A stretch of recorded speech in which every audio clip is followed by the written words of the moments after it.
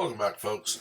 This is one I saw a couple of days ago, and I wanted to do some reading on it. I wanted to make sure what I was looking at. I know you can't really see it in this, but we're going to look at it again in another article that actually goes into explaining what it is. But Luke is basically asking what something is that just rolled into Virginia, and in a very simplistic explanation, it looks like a bobcat with a battering ram, but it's not. What you can see in the photo, what looks like a battering ram, which is just under the word this, is actually a platform for people to stand on behind armored plating that is then lifted up and can access a second story window or fire escape or something like that. And when I say second story, I'm talking like a second story house. So about 10 feet up, not like a second story of an office building where you may have 10, 11-foot ceilings, so you may have to go up 14 feet. This is basically meant for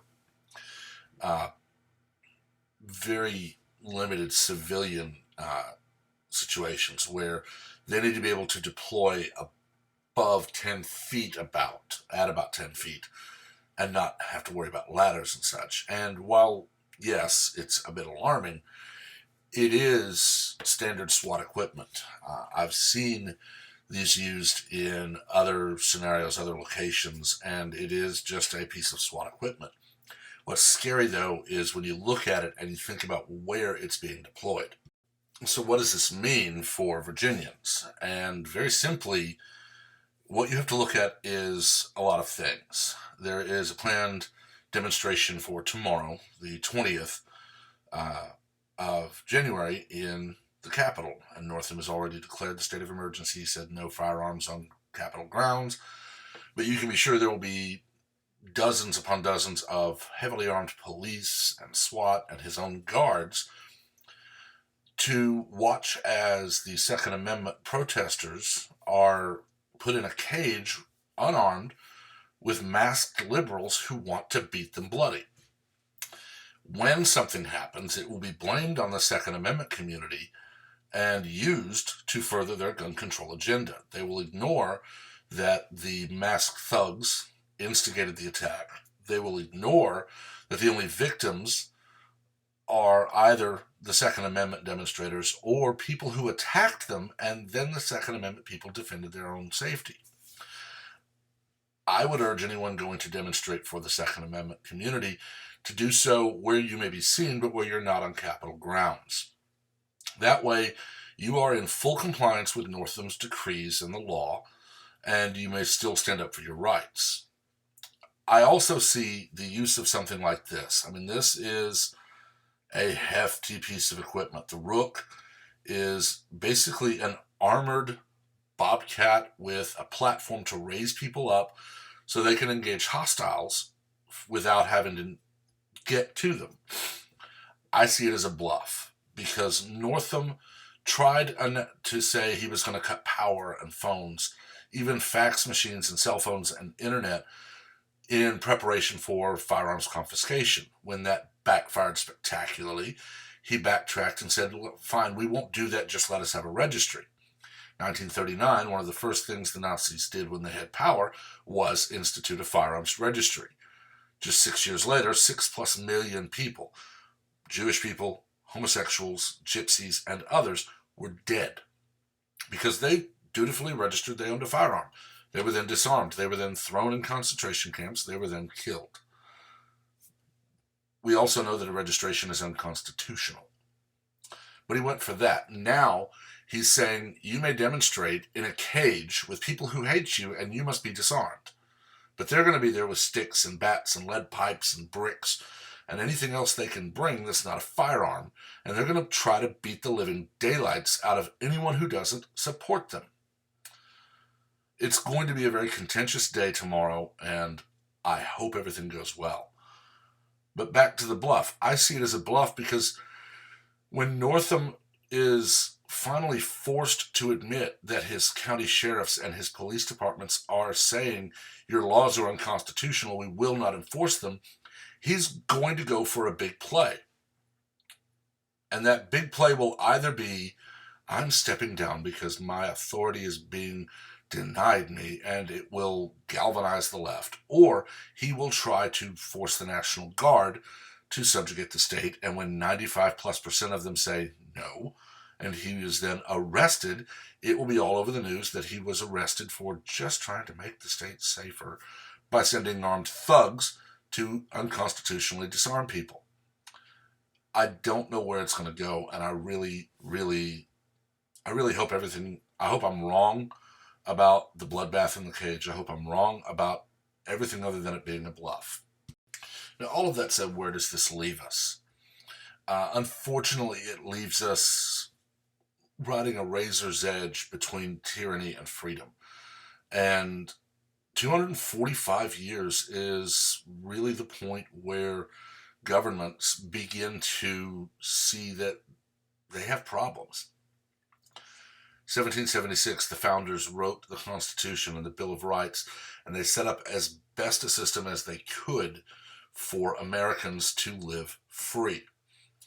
We had already seen the tyranny and the treason of the British government and their actors. Benedict Arnold was a decorated soldier and is the only soldier with a monument that doesn't show his face. Watch Micro's video about the monument only showing boots.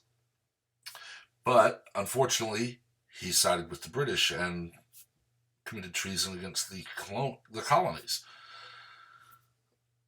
We saw, less than 100 years after that, where we fought a bloody battle-filled war because Southerners wanted to keep their slaves.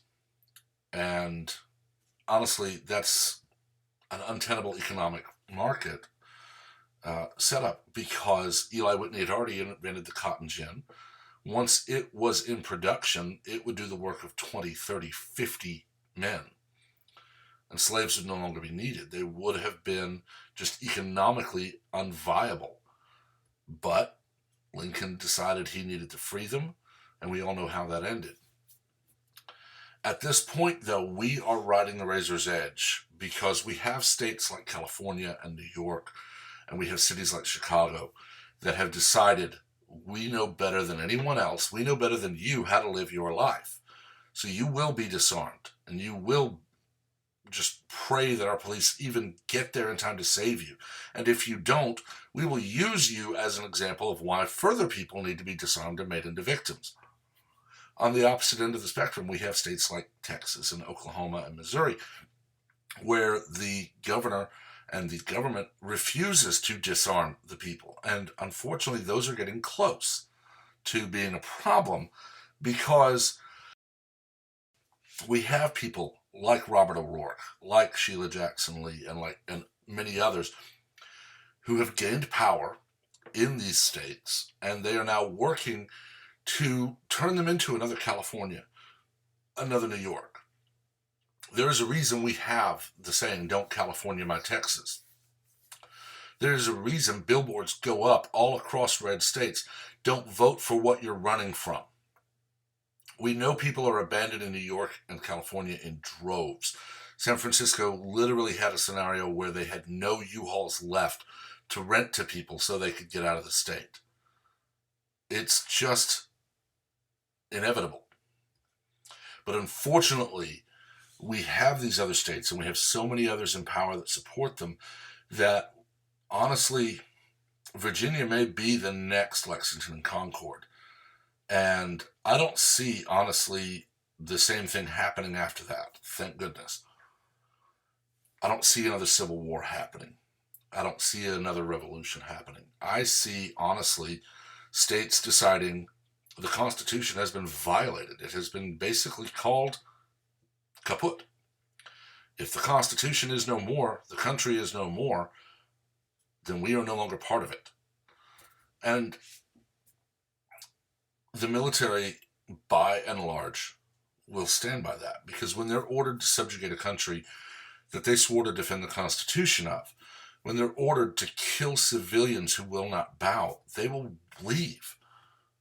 Look at comment threads. There was one I saw earlier where someone said, "If I'm ordered to, I'm gone."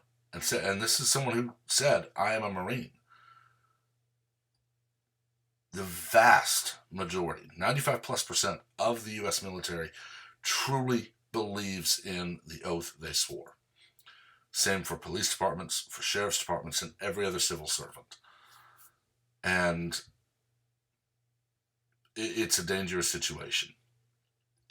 But I've talked long enough. If you're in Virginia and you're going tomorrow, please be careful and be safe. Obey the law, but remember, don't go quietly into the good night. If you go into that cage, you will be assaulted. And sadly, you will probably be jailed for defending your life. Because make no mistake, Antifa thugs and liberals who support them want everyone who will not bow to them dead. And they don't care who you are. They go after liberal journalists, they go after conservative journalists, they go after elderly people trying to get into a restaurant. They don't care who you are. You will bow to them or you will be beaten into submission or beaten to death. And unfortunately, a lot of people in power support that. Anyway, make sure to like the video and subscribe. Ring the notification bell so that you stay up to date with all new content. Because right now I'm not on a schedule. I am uploading when I can, uploading when I see something I want to talk about. I had one about Northam's plan to cut utilities that blew up. I'm grateful for that because it means people are watching and I want the conversation.